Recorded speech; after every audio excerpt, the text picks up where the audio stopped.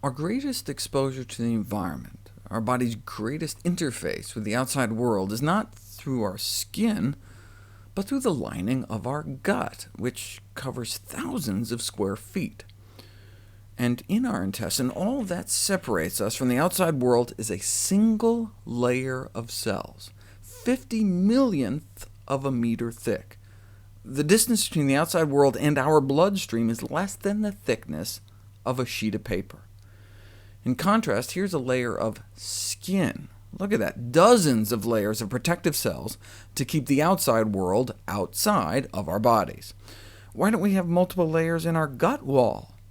Because we need to absorb stuff from food into our body.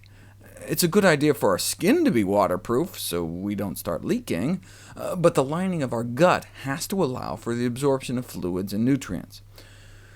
With such a thin, fragile layer between our sterile core and outer chaos, we better have quite a defense system in place, and indeed, that's where intraepithelial lymphocytes come in. They serve two functions. They condition and repair that thin barrier, and provide a frontline defense against intestinal pathogens. These critical cells are covered with receptors called AH receptors. The AH receptor is like a lock, and for decades, researchers have been searching for a natural key to fit into that lock, to activate those receptors and sustain our immunity. And we just discovered the key is broccoli.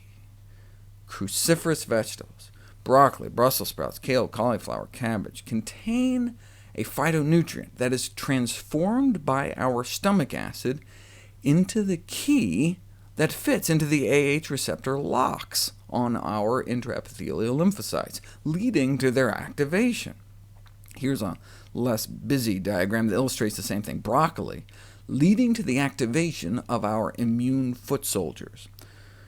So now we know specific dietary compounds present in cruciferous vegetables act through the AH receptors to promote intestinal immune function. From childhood, we learn that vegetables are good for us, and most of us eat our veggies without giving much thought to the evidence behind this accepted wisdom, or to the mechanisms underlying the purported health-boosting properties of a vegetable-rich diet. But now we know that specific dietary compounds found at high levels in cruciferous vegetables, such as broccoli, cauliflower, and cabbage, are essential for sustaining intestinal immune function. Green vegetables are in fact required to maintain a large population of those protective intraepithelial lymphocytes. Maybe that's why vegetable intake is associated with lower risk of inflammatory bowel diseases, such as ulcerative colitis, whereas the more meat-centered Western diet is associated with higher risk of inflammatory bowel diseases. This may be because the activating receptors on our intestinal immune cells are basically a sensor for plant-derived phytochemicals. This raises a broader question. Why did our immune system evolve this requirement for broccoli and other plant foods? Well, think about it.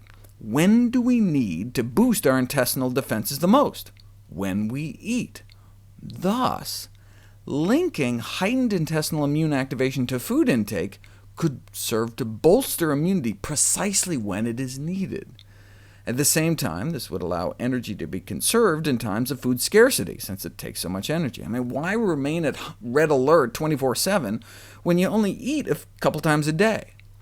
Since we evolved for millions of years eating mostly weeds, wild plants, dark green leafy vegetables, or as they were known back then, just leaves, by equating veggies with food, our bodies may be using them as a signal to upkeep our immune system.